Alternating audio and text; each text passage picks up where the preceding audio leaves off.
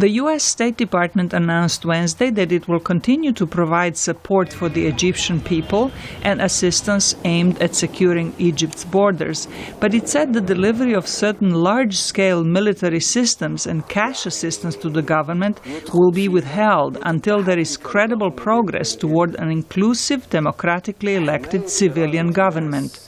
Deputy spokeswoman Marie Harf said the primary goal of the United States in Egypt at this time is to secure peace and stability for the Egyptian people.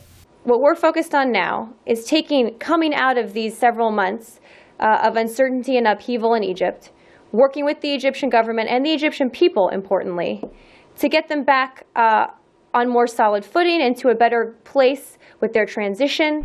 Egypt is the second largest recipient of U.S. aid after Israel. The Obama administration launched a review of that assistance in August after Egyptian authorities used military force to remove supporters of former President Morsi from the streets of major cities where they protested to demand his return.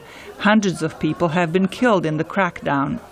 Jonathan Broder, a senior editor for Congressional Quarterly, told Al Hura Television that Egyptian interim authorities are not overly concerned about losing the U.S. military aid. They're getting a lot of money from the Gulf countries, from Saudi Arabia, from Kuwait, from the United Arab Emirates. I think altogether they're providing Egypt with $12 billion. And that makes very small the amount that the United States is giving. Broder says Israel has strongly advised against the withdrawal of any military aid to Egypt, but he says President Obama could not approve continued U.S. military aid after Egypt's crackdown on civilians and reports of human rights abuses. He also notes that the Obama administration has never declared the July ouster of Mr. Morsi a military coup.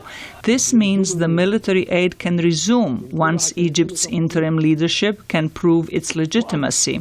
I think that there is a much better chance of the United States being convinced that the current interim government in Egypt is legitimate if two things happen. One is if General al-Sisi moves the country toward fair and free elections. And number two, and very importantly, if the level of violence goes down. The U.S. military aid to Egypt amounts to about $1.3 billion a year. Officials say Washington is halting the delivery of Apache helicopters, Harpoon missiles, and tank parts, as well as cash transfers and loan guarantees to the interim government. But it will continue to provide health and education assistance and money to help Egypt's counterterrorism efforts and secure its borders. Zlatica Hoke, VOA News, Washington.